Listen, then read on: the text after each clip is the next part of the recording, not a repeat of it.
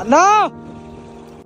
నీ కష్టమిది నీ గర్వమిది నువ్వు కడుపున పెంచిన బిడ్డ ఇది నీ గెలుపు ఇది ప్రతి తలపు ఇది నువ్వు పుడమితో చేసిన చెలిమీది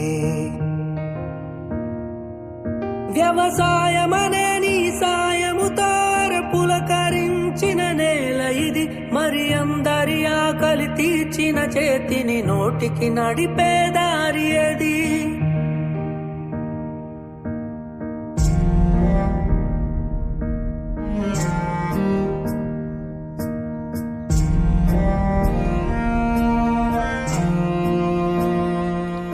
ప్రతి రైతు